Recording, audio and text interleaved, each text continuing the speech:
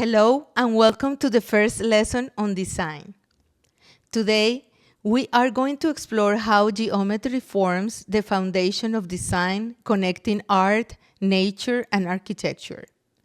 Let's begin with a simple and beautiful pattern, the flower of life. This exercise helps us understand how repeating shapes can create complex and harmonious designs. To start, we'll need three simple tools: a compass, a ruler, and a pencil. Start by drawing one circle at the center of the page. Ensure that the compass remains at the same radius throughout the exercise. The second circle is drawn by placing the pointed tip of the compass on the edge of the first circle, creating another circle. The center of the third circle will be at the intersection of the previous two.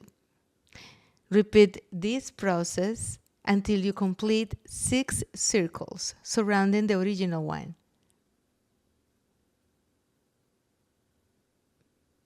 Explore the possibilities. This is the flower of life.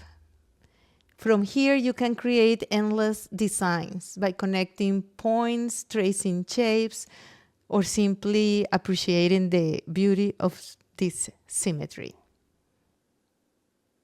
Now that we have explored the intuitive side of geometry, let's move to a more precise exercise inspired by Euclid's classical method.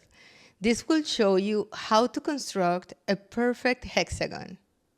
We will begin this exercise by repeating the same process as before.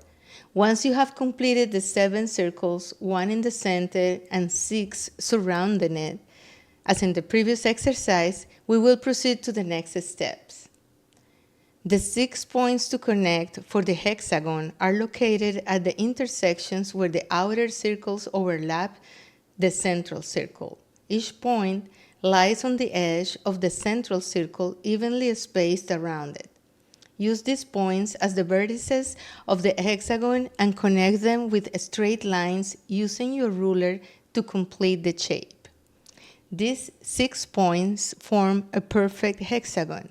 Notice how precise and symmetrical the shape is. For our exercise number 3 and last for this lesson, we're going to start by drawing a circle at the center of the page. This will serve as the base for the flower of life. Ensure the compass remains at the same radius throughout the exercise to maintain precision. To create the first arc, place the compass point on the outer edge of the base circle.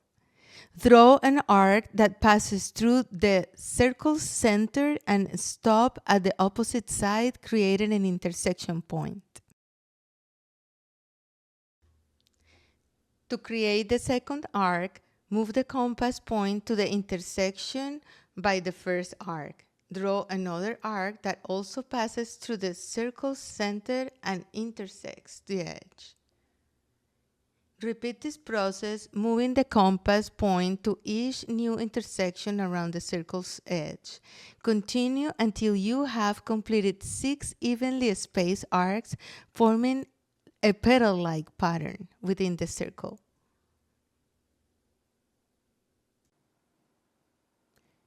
Refine the flower. The overlapping arcs within the base circle now form the flower of life.